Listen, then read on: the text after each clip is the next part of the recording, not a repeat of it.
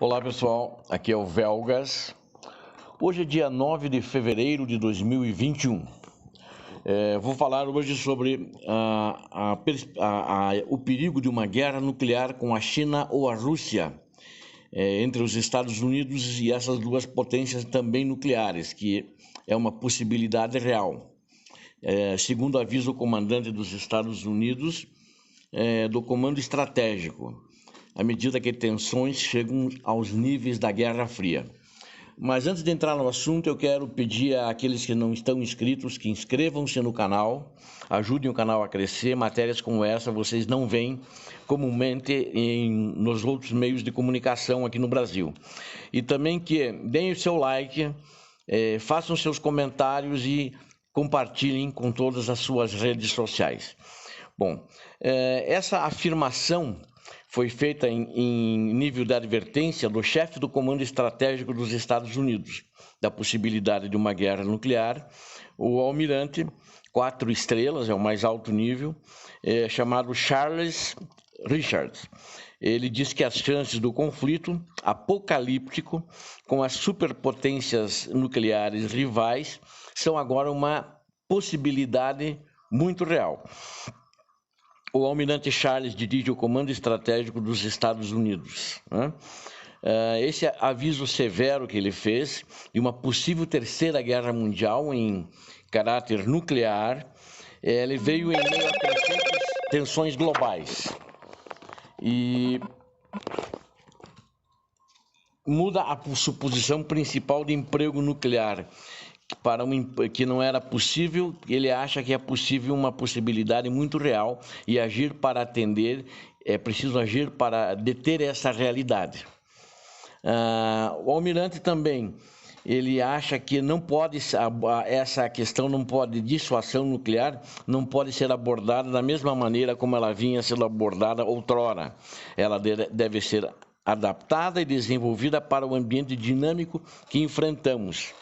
E o almirante argumenta que as ações recentes de ambos os países, no caso China e Rússia, aumentariam o risco de crise ou conflito de grandes potências, se não fossem controlados. Ele observou que esses artefatos nucleares podem ser lançados, seja de submarinos, seja de aviões ou seja de terras.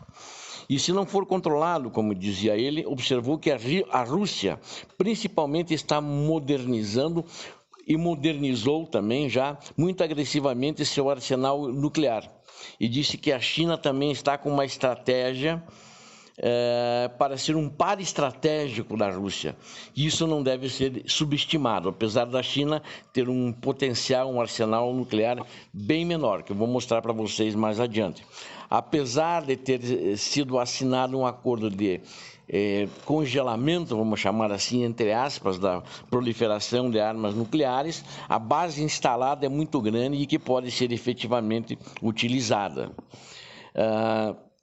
Em setembro foi relatado que temia-se que a China, segundo os observadores americanos, dobraria seu número de ogivas nucleares destruidoras de cidades em uma tentativa de se tornar uma potência militar nuclear superior em 2049. O Pentágono disse que o estoque de armas nucleares de Pequim, ele calcula que nas armas que são de fato utilizáveis estão na casa das 200 armas nucleares. Embora a Federação de Cientistas Americanos, que cuida exclusivamente dessa parte de armamento nuclear, ela estima que esse número é em 320, que também ele não fica muito de acordo com algumas outras estimativas de outros órgãos que vocês vão ver mais adiante num slide que eu vou apresentar. Em relatório ao Congresso dos Estados Unidos, o Comando Estratégico, através do almirante, também ele disse que o Partido Comunista está se aproximando da capacidade de lançar ataques nucleares por terra, ar e mar, que hoje basicamente essa capacidade é apenas Rússia e Estados Unidos, ou seja, ele vai ter uma capacidade tríade. Em seu relatório, os chefes de defesa americanos afirmam que a China vai pelo menos dobrar seu estoque nuclear nos próximos 10 anos. em uma estimativa de se tornar uma potência, como eu já disse, até 2049 nuclear, né, mais poderosa. E recentemente, há coisa de um mês, a China enviou talvez menos de um mês, né, uma dúzia de bombardeiros de caças a Taiwan, de acordo com os relatórios também feitos na região. Taiwan respondeu embaralhando caças deles, transmitindo alertas por rádio e implantando sistemas de mísseis de defesa aérea, ou seja, não ficou estático. E acredita-se que a China tenha enviado uma mensagem assustadora ao novo governo do presidente Biden, apenas alguns dias após o início da sua administração, que ela efetivou isso de fato. E no mês passado, contamos como a Rússia está prestes para um míssil nuclear imparável, segundo a própria Rússia, né, que testou até agora um protótipo de 15.000 mph, que segundo ele pode vencer qualquer defesa e destruir um estado do tamanho do Texas.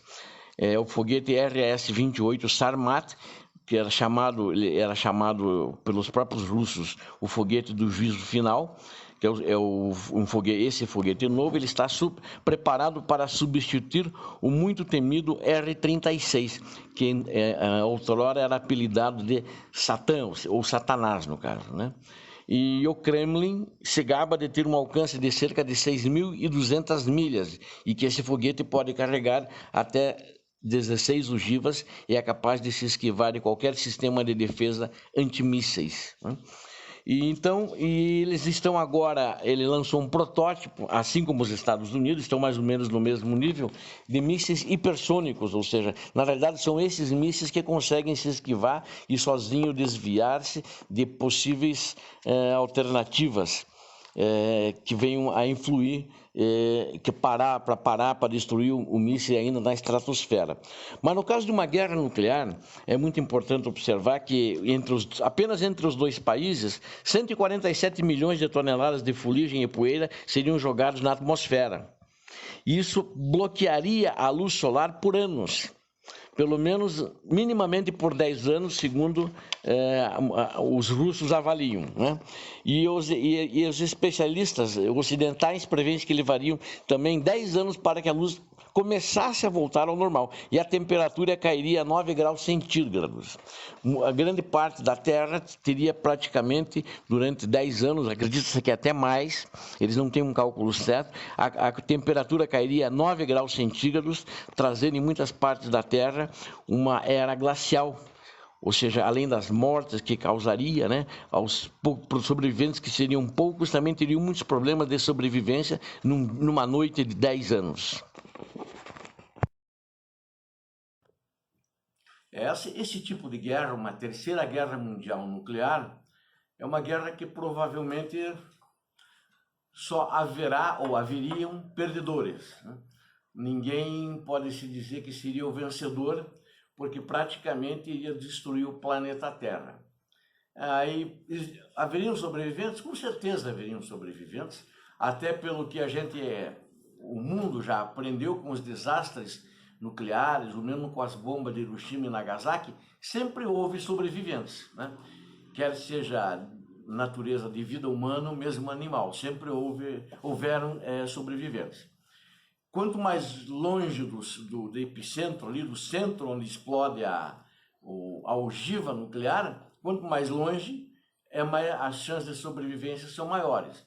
Mas existem consequências muito graves, existem sequelas muito graves, onde doenças no decorrer do tempo, câncer, né, leucemia e outros tipos de doenças até desconhecidas poderão, com certeza, acontecer e proliferar, ou seja, vai ser um ano não é um ano, vai ser um longo período de muitos sofrimentos, né? Muitos gemidos, muitos soluços e muitos choros, né?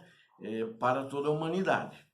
Então a gente não deve torcer por isso, e eu acredito que ninguém torce por isso, porque tanto a Rússia como a China não terão boas condições no final, né? A sobrevivência da vida humana será difícil em qualquer parte do planeta.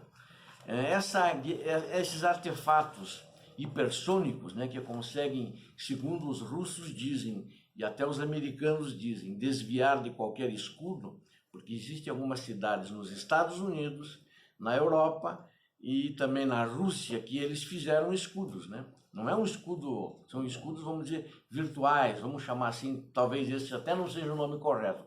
É um escudo onde existem mísseis preparados para quando for detectado que está vindo uma ogiva nuclear, né, ainda na estratosfera, para ir para detecta a rota que vai, por exemplo, contra Moscou, ou contra Washington, ou contra Nova York, né, ou contra São Petersburgo, apenas para ficar nesses exemplos, os mísseis saem da Terra e interceptam ainda na estratosfera e faz com que isso exploda a 20 ou 30 mil metros acima da Terra, ou seja, para não chegar na atmosfera, ou seja, ficariam todos esses resíduos na estratosfera, né? Agora a gente não sabe até que ponto isso funcionará, e diz que esses mísseis hipersônicos que apenas a Rússia tem e os Estados Unidos têm, mas também tem um outro país que tem, que é a Índia, que já testou também ano passado com sucesso.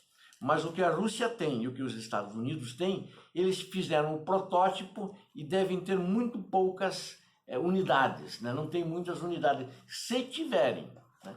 Porque precisa de muito tempo para produzir assim vamos dizer assim, uma quantidade instalada desse tipo de mísseis, né? Então, os Estados Unidos têm uma quantidade grande de mísseis, a Rússia tem uma quantidade grande de mísseis e, comparativamente, a China tem apenas 10%, se tiver muito, né? Vamos dizer que eles tenham entre 6 a 7 mil, cada um entre Rússia e Estados Unidos da América, e a China teria uns 10% desse valor hoje, né? Mas não se sabe quantos efetivamente estão operacionais. Quem tem 6, 7 mil, não quer dizer que todos sejam operacionais, que tem mísseis muito antigos também, que estão ali, podem ser utilizados, mas não tem a mesma atualização tecnológica que outros mísseis. Agora, esses mísseis hipersônicos, existe uma quantidade muito pequena, né? E que agora foi assinado um acordo entre Rússia e Estados Unidos sobre a extensão do Tratado START, né? Que entrou em vigor, se não me engano, no segundo ou terceiro dia, o presidente Biden assinou, né? E o Putin, que queria, na realidade, propôs para estender para mais 5 anos. Então, esse tratado visa reduzir e limitar as armas ofensivas estratégicas e estará em vigor até 5 de fevereiro de 2026. Na realidade, esses mísseis hipersônicos poderão saber exatamente, tanto os Estados Unidos quanto a Rússia, quantos existem, após as inspeções, porque cada lado poderá inspecionar o outro lado, entendeu? Então vamos procurar, torcer, rezar que nunca aconteça uma guerra nuclear. Mas eu achei muito importante na questão geopolítica que eu trato, pelo alerta desse almirante, que é o comandante do centro de estratégico militar, né, dos Estados Unidos, né? Então a Federação Russa, sobre esse tratado, ela que pretende reduzir, entrou em vigor aqui no dia 3 de fevereiro, né? Na realidade, logo após o que o Biden assinou, né? E através de uma troca de notas, ambos os presidentes assinaram, o da Rússia e o dos Estados Unidos, né? Que foi confirmado pelos Ministérios das Relações Exteriores dos dois países. Então, vamos esperar que essa guerra não ocorra, mas é uma coisa que tem sido falado muito pelas autoridades russas. Vocês viram lá o Putin, junto com os generais, o Putin estava ali assistindo o teste desse míssil hipersônico, do protótipo, do primeiro protótipo, agora durante o ano passado. Então, a gente tem que torcer de que isso não se concretize e a humanidade continue vivendo normalmente. E vamos esperar que eles não sejam os primeiros cavaleiros do Apocalipse, né? Não sei quem seria os outros, mas já temos pelo menos aí Rússia, China e Estados Unidos. Se forem usar essas armas, com certeza a gente poderia dizer que os três seriam cavaleiros do Apocalipse. Vamos torcer que isso não aconteça e a vida siga seu curso normal aqui na Terra, sem um confronto nuclear. E sem qualquer confronto, né? O ideal é o mundo e as pessoas viverem em paz. As pessoas querem paz. Muito obrigado a todos. Não esqueçam de se inscrever no canal, é muito importante. Tenho certeza que essa notícia vocês não viram em nenhum meio de comunicação aqui no Brasil com essa análise, essa profundidade, esses dados e esses detalhes todos. Isso repercutiu nos Estados Unidos, repercutiu na Europa, né? Tanto na Europa do Leste como no Oeste, mas aqui no Brasil, não digo 0 linha, mas talvez 2 linhas de algum meio, um ou outro meio de comunicação. Agradeço a todos mais uma vez, Deus abençoe a todos, paz e bem.